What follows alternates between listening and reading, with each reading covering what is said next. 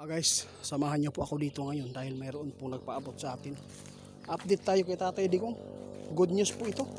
May nagpaabot sa atin, sabi po niya, Itit, tama po ang sinabi ni Linyo na huwag mawalan ng pag-asa na talagang makakauwi si Tatay Digong na buhay. Ito po ang balita ngayon mga idol.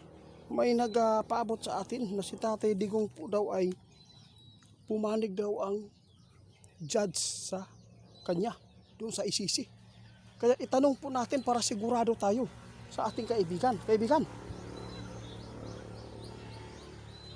Kumusta po kaibigan? Mayroon kang impormasyon ngayon patungkol kay Tatay Digong kasi mayroon pong nagpaabot sa atin.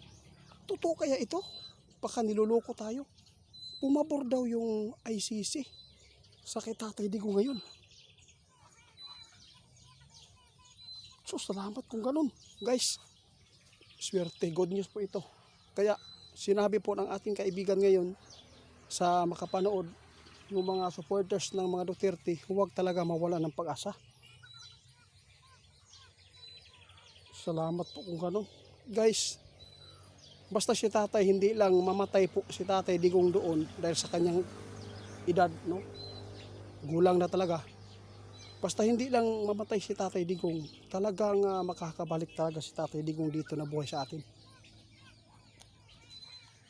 Wow! Parang bumubuti talaga guys ang lagay po ng ating ex-president na si Tatay Digong, kung saan ito ay napakarami ang napabahala dahil natakot kung anong mangyari doon sa ICC. Baka maabutan po siya ng kamatayan. Basta sinabi ng ating kaibigan, huwag talaga mawalan ng pag-asa. Yun po.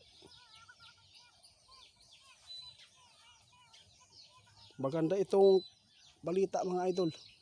Tama po ang nagpaabot sa atin. Nakita ng ating kaibigan ngayon.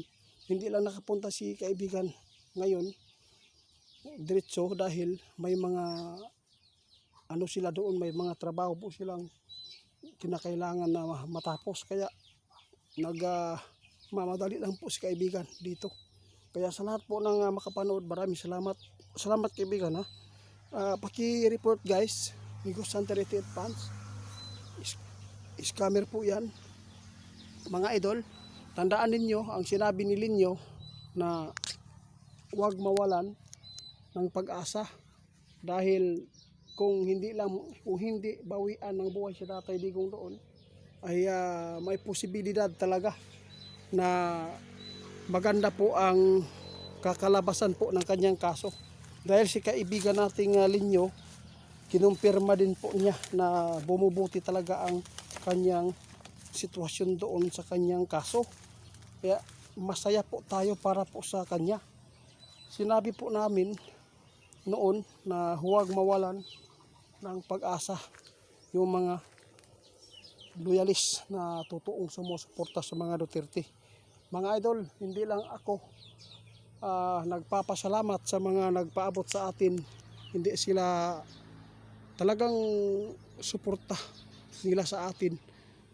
Hanggang ngayon nagpapatuloy pa rin dahil mayroon po mga tao na naniniwala sa kaibigan natin at nagpaabot na ito po ang balita daw ngayon sa TV, sa social media. Kaya ipinapaabot po nila kasi hindi po tayo mahilig sa TV mga idol. At kung mag-wifi tayo, hindi po tayo totally nakababad sa online dahil mayroon tayo mga trabaho tulad po ng pagsasaka, nagugulayan po tayo mga idol. Kaya salamat po sa mga nagpaabot sa amin guys. Hanggang sa susunod nating pagsama, kung may mga impormasyon, kung mayroon man kayong mga balita dyan, pwede po kayong paabot sa amin para malaman din po natin ang mga mangyayari pa dito.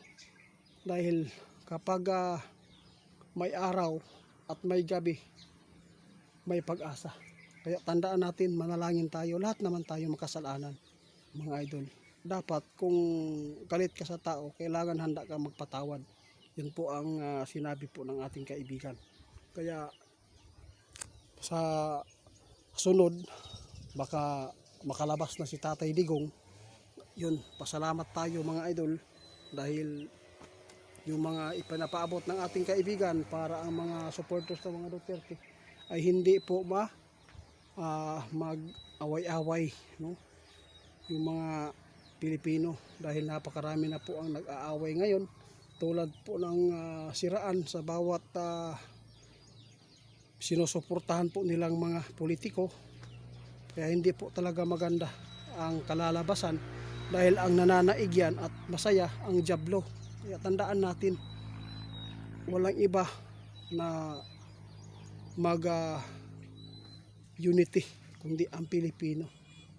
Ang paghandaan po natin dapat ngayon yung digmaan sa ibang bansa, kasi talagang nakakaawa talaga tayo kung dumating man ang panahon. Sa mga supporters natin, kung mapanood po ninyo itong video, kung mayroon kayong mga lupa sa gubat, bundok, linisan nyo, taniman lang po ng mga saging, ubi, karlang, kamuting kahoy, para mayroon pong magagamit natin kung sakali man mangyari po ang kinatatakutan ng ating kaibigan na duwende. Salamat guys, paki-report ni Go Sander 88 Fans.